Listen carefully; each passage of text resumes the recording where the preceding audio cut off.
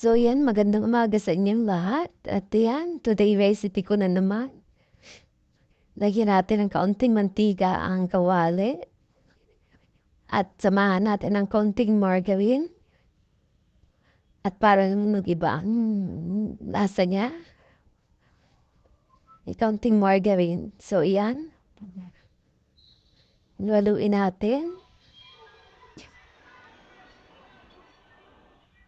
Siyempre, bago ako magluto niyan, nakakapagluto na ako ng corned beef with egg para sa almusal ng aking mga anak, ng aking anak. At ayan nga, mainit na. Ilagay na natin ng sibuyas at bawang sa kawali at halu-haluin natin.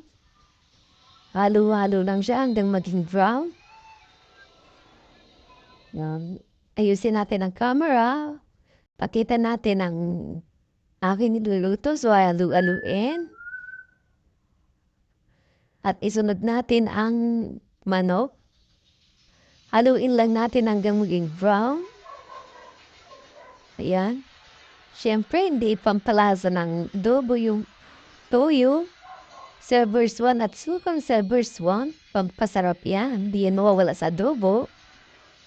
So, balikan natin ang chicken. Takpan. Takpan muna natin. At ayan, binuksan na ulit. At lagay na natin ang toyo. Kunti lang. Baka naman umalat. At isunod natin ang suka. Kunti lang din para pumantay ang kanyang pandas, ang kanyang lasa. Siyempre, lagay natin ng chicken or cubes.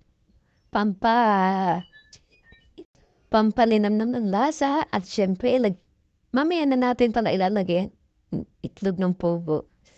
So, ayan. Siyempre, pag may isda, may karne, may isda, at ilagay na nga natin ang itlog ng pugo.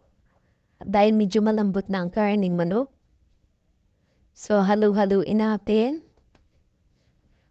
para umano yung lasa sa itlog. Pero kung dahan-dahan na ang paghalo natin, siyempre, gawa ng baka naman madulot na yung mga itlog. So, ayan, at takpan ulit natin. Tayo natin maiga ng konti. At habang tayo naghihintay, tayo magpiprito ng isda. Ang sili nga pala ay mamaya pa yan, pagluto na. At ayan, binuksan ko na. So, medyo iga-iga na nga siya.